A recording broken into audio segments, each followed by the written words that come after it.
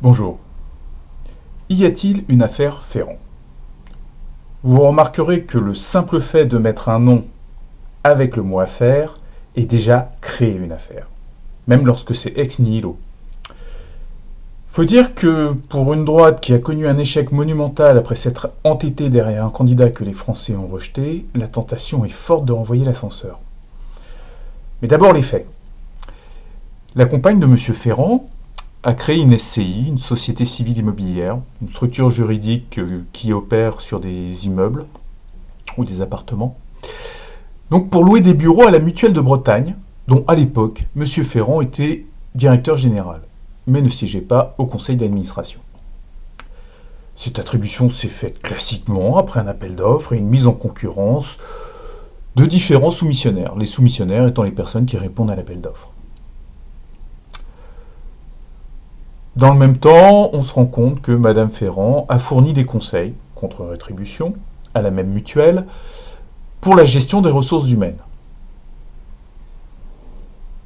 Le parquet de Brest a été saisi, suite aux révélations parues dans le Canard enchaîné, et a déclaré qu'il n'y avait pas lieu à poursuivre, c'est-à-dire qu'il n'avait pas de doute ni sur la réalité du service fourni en termes de conseils, ni sur la loyauté de la procédure d'attribution.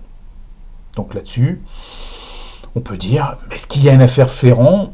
Non. Si mercredi prochain, le Canard enchaîné venait à nouveau à faire découvrir des faits qui n'étaient pas connus, on pourra réévaluer cette position. Mais pour l'instant, il n'y a pas d'affaire Ferrand. Est-ce qu'il y a un problème Ferrand, par contre? Ben oui, il y en a un. Monsieur Ferrand n'est pas tout à fait quitte. Le problème, c'est que ça institue un doute sur la probité d'un ministre. D'accord, la procédure a été respectée, mais est-ce que Mme Ferrand n'a pas eu accès à des informations de manière orale, par exemple, qui auraient pu lui donner un avantage sur les autres soumissionnaires? Est-ce qu'on est tout à fait certain que si M. Ferrand n'avait pas été directeur général de la mutuelle, elle se serait lancée dans cette affaire? Et est-ce qu'elle aurait obtenu les prêts nécessaires pour acheter le bien qu'elle a ensuite loué à la mutuelle de Bretagne? Bref, des vraies questions se posent.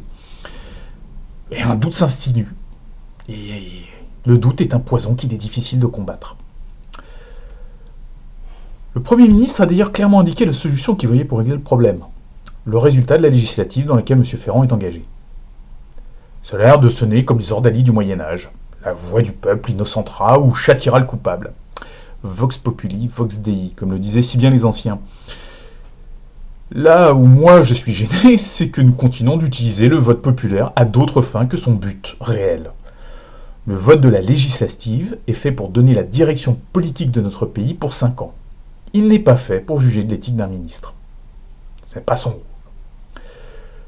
Tous se disent conscients que certaines pratiques ne sont plus acceptables. Qui parmi eux édictera les règles de ce qui l'est?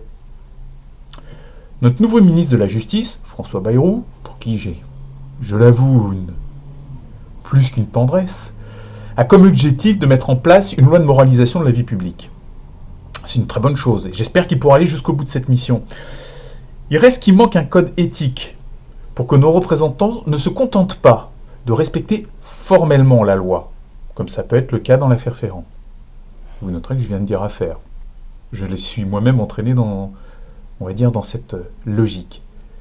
Donc, même quand la loi est respectée, comme dans le cas de M. Ferrand, formellement, on demande aujourd'hui à nos représentants d'incarner la loi.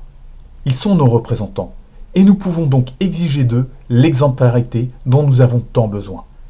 Car sans exemplarité, il n'y a pas d'unité, et nous avons besoin de cette unité pour notre pays. Voilà, c'était mon avis hebdomadaire sur la vie politique française. N'hésitez pas à me mettre un petit pouce en l'air, et puis sinon vous aurez en fin de vidéo mes coordonnées pour m'envoyer éventuellement vos messages et commentaires. À très bientôt.